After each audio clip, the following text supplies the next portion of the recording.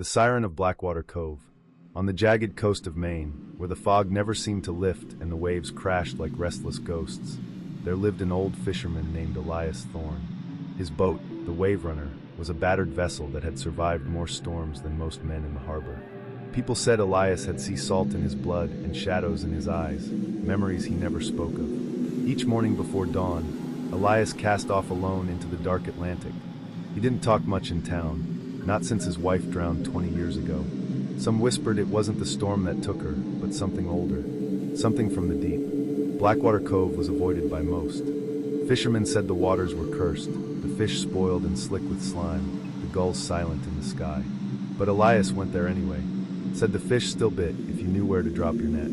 One morning, as the fog rolled in thick and dead quiet, Elias heard singing, low, soft, almost like a lullaby curling through the mist. He froze. The line in his hand slipped as the net tugged sharply, almost violently. Then the singing stopped. He looked over the edge of the boat, and in the black water below, something looked back. She floated just beneath the surface, pale skin glowing in the gloom, hair like seaweed trailing around her face. Her eyes were too large, too dark. Her lips didn't move, but he could hear her inside his skull, sweet and aching. She smiled without warmth. Elias knew what she was. His grandfather had told stories of sirens, not the pretty mermaids from books, but ancient things with hollow ribs and teeth like needles. They sang only to those marked for death. He should have turned the boat, left, prayed.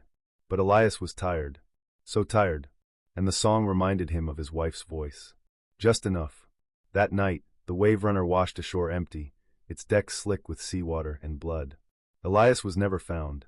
The only clue was a single net torn open, and a chunk of something pale and rotten stuck in the ropes, flesh maybe, or scale. Fishermen still hear the singing near Blackwater Cove on foggy mornings. They say if you listen long enough, you start to see her in your dreams, her smile, her voice, her endless hunger. And when you wake, you're already walking toward the shore. And you can't stop. You don't want to stop. Not anymore.